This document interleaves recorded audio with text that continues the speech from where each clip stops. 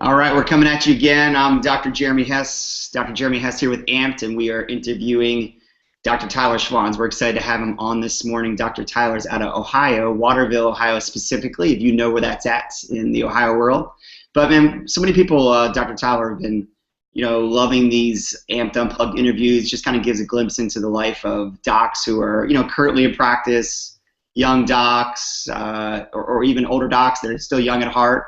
I know yourself, it's been about 3 or so years in practice. You're doing big things in Ohio, Gonstead, very specific office there. And I just love it because it's relevant and it's what's going on currently right now in your practice. So, man, welcome to the Hangout.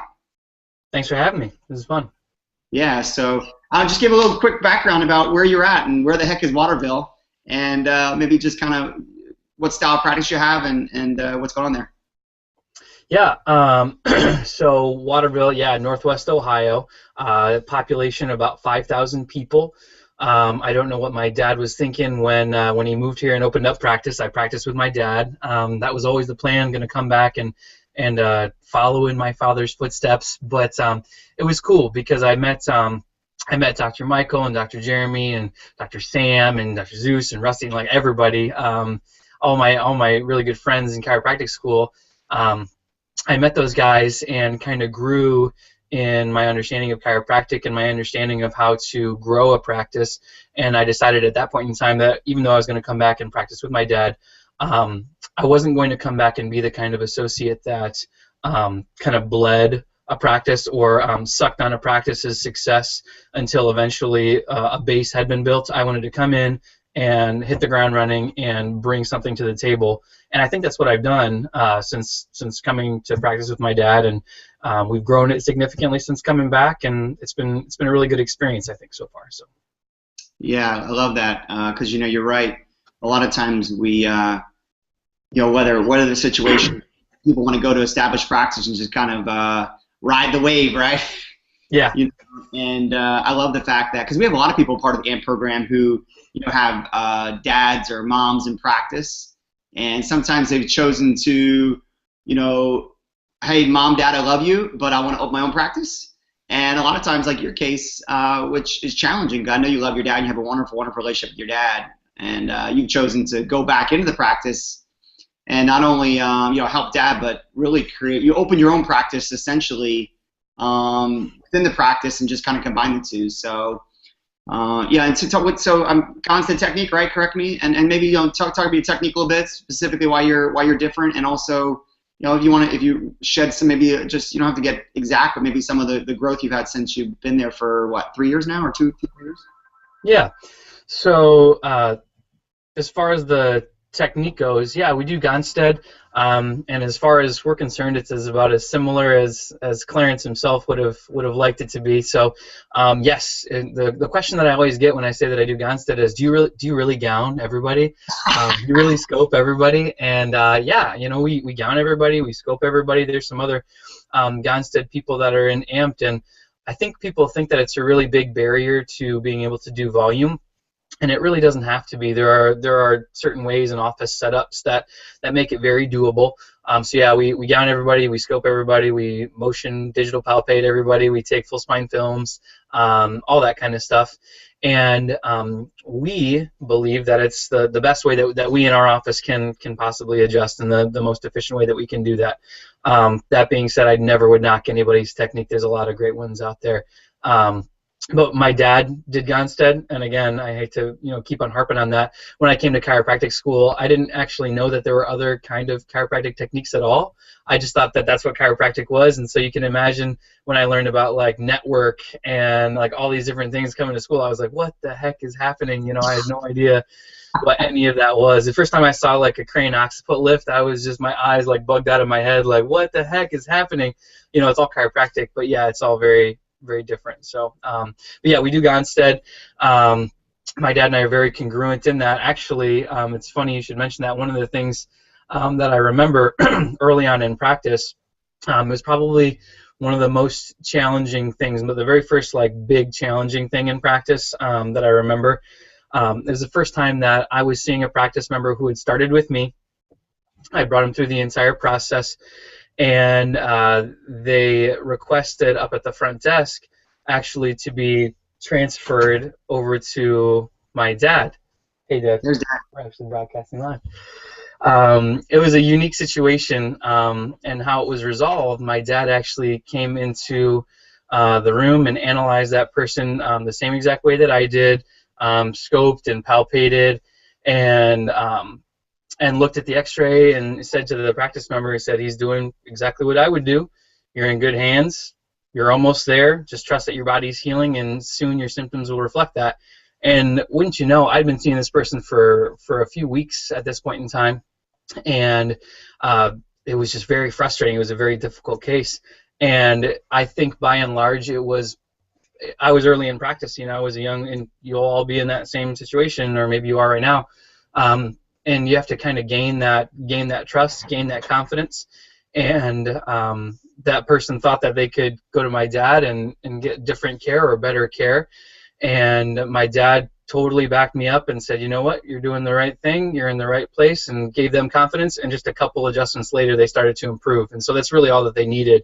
But that was one of I felt like crying. It was one of the most, it was like really a challenging moment for me. But yeah, getting to work with my dad is a really great thing, and we both really enjoy it, I think. Yeah, you think Dad's background is like not another Google Hangout, right? Yeah, he walks in, he's like, oh gosh, what's happening? Get out of my office, right? That's that's a challenging moment. That's also like a business lesson. I know that you have a lot of business lessons you might want to share, but one thing that rings so true there is that, whether it's an associate doc or another doc or the team, each other backing each other up. You know what I mean? That, that the practice member, that trust, relationships are built on trust. Practice member relationships are built on trust. Team member relationships are built on trust.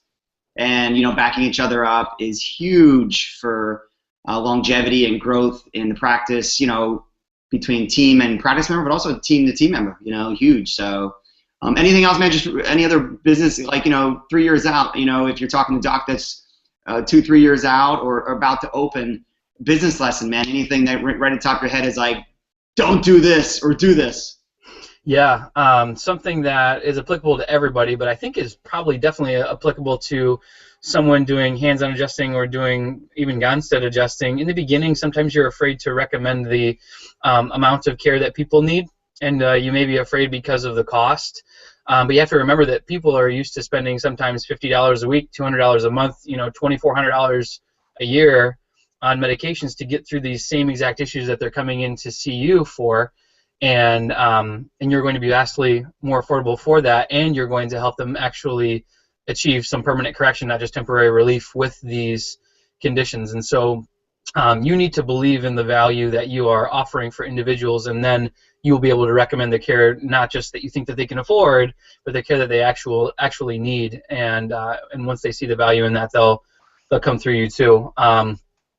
One thing that I realized most recently that's been a huge breakthrough with the team was leading them through equal parts inspiration and perspiration. I know there's like quotes by whatever Zig Ziglar or somebody, talk about 90% this, 10% that, but I'm just talking about 50% one, 50% the other, inspiration and perspiration, meaning that at the team meetings, making sure that you can build them up and show them all the wonderful things that chiropractic does, and they can see how excited you are and everything like that. But at the same time, when the office is hopping and there are all these new ones coming in at the same time as all the regular adjustments and reassessments and financial consults, and everything's all happening at once, when all of a sudden, me or Dad appears out of nowhere and we start hopping in and we start doing a tour because they're all bogged down, and we're doing a tour, and I know that I did probably, 300, 500 tours at Discover Chiropractic during my time there. So it's like, it doesn't matter how long it's been since you've done a tour. You can just hop in and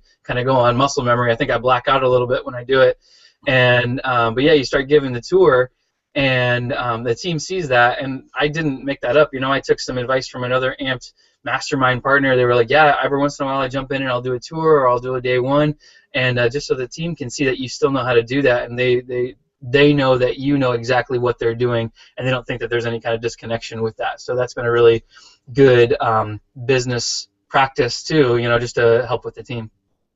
Yeah, that's essential, and I love that. And actually, the next AMPED conference, I'm actually speaking on that healthy tension. And because if you go too much towards inspiration, you're all fired up, but nothing gets done. If you get too much towards perspiration, it's like everybody works, and then they lose the vision, Yeah. So I love that, man. That's great that you guys have carved that balance out. It's challenging, man. That is a challenge. So, what are you most excited about in practice right now? Anything really jazzing you up, or something you're doing now or looking forward to? Yeah, one of the things that I'm really excited about, and again, it's like I'm not about reinventing the wheel. So sometimes when you're at these conferences and you get talking, like masterminding with other docs, and you start sharing ideas. I remember one time I was talking with Dr. Jared Brown, and he had this great idea about partnering with organizations who need money for your dinners. And because once you get into practice, it seems like every single month you might get, I don't know, 10 requests for, give money to my baseball team, or for this yearbook ad, or to this organization, that organization. And so instead of just giving, $100, $25 to each one of these organizations and supporting them all with just very little, if we could kind of leverage our dinners to get a whole bunch of people in a room and help allow them to fundraise at that dinner, or in basically for that dinner. That's kind of what we're doing, selling these tickets, having them sell the tickets for these dinners so that they can gain the money from that.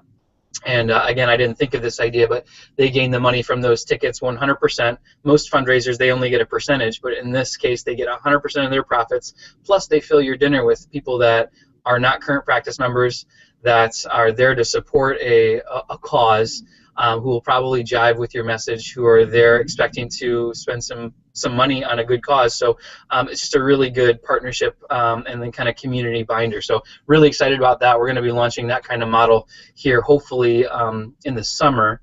We're going to start launching that kind of model of dinners, and I'm really excited to see how it works. I've been following Jared on the Instagram, and it sounds like they just had a really good dinner using that model, so I'm excited to kind of hop on that as well.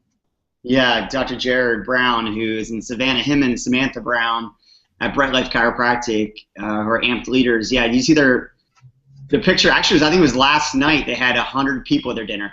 You saw those pictures, man? They're right at 100, and I think like 94 of them were guests, fresh. You know what I mean? So they use the model. So yeah, he's testing it right now. But regardless, and I've always said, I'll pay, $20 to have. I'll pay $20 to anybody, within reason, to have them in a dinner. I mean, I'd love to do that every week. Imagine a dinner every Monday night with 100 new people. I mean, I think it's amazing, because it could really launch a lot of new practices too. Because one of the challenging things with dinners, with a new practice, as you know, is as you're building your practice, 50, 100, 150, 200 visits a week and beyond. I know you guys up there are seeing hundreds of visits a week.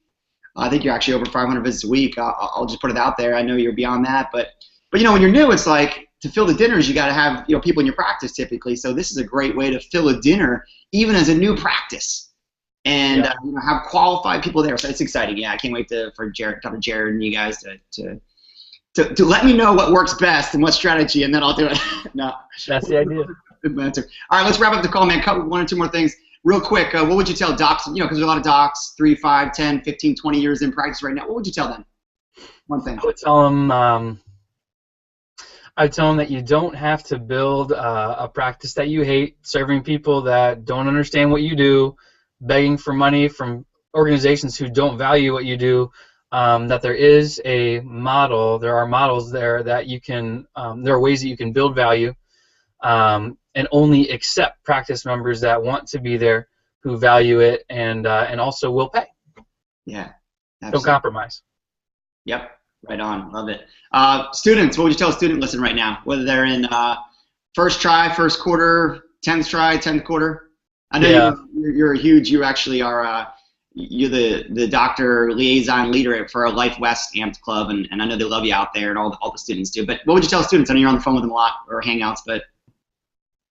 Yeah, I would tell the students, doesn't matter what time, doesn't matter where you are in school, you're already late. You're already behind the 8 ball, just because there's so much that you need to prepare for. And when you are out in the community trying to shake hands, kiss babies, meet people, there is so much script training and so much stuff that you wish you had done more. And I think I did a pretty good job at it.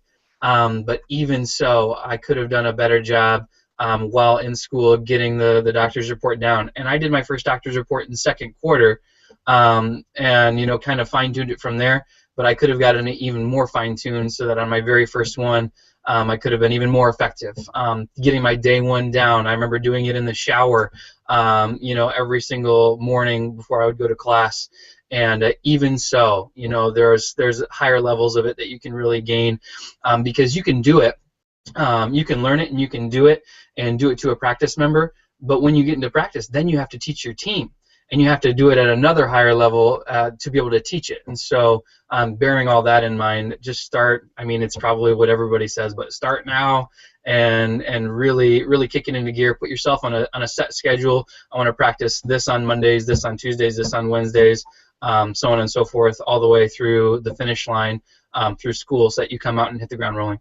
Yeah, I love that. And that's one thing I love about the AMP Mastermind. At the last conference in January in Atlanta, you presented some of your doctor's report ideology, and I already told you that we took some of it with our team. We changed some of our thought patterns with our team, and it was awesome. And we've had a better result now of paid in fulls and also monthly. So thank you, bud. But final thoughts. We'll wrap this up. I know you have a team meeting to get to, but final thought. Final thought. AMPED is all about the mastermind. It's all about the group, like the hive mind of all of these really creative people. And the more people that we have, the more powerful we become. And just to know that just because you're not Jeremy or Michael or any of these guys, we all have really good ideas. Since he's so awesome right now. Jared. Yeah. we all have really good ideas to share, and just don't be afraid to share them. Yeah, awesome. Well, how can people get in touch with you if they want to? You can. I'll just throw it out there. You can look me up on Facebook. It's actually John Tyler Schwanz, Jon Tyler Schwanz. On Facebook, that's probably the easiest way. I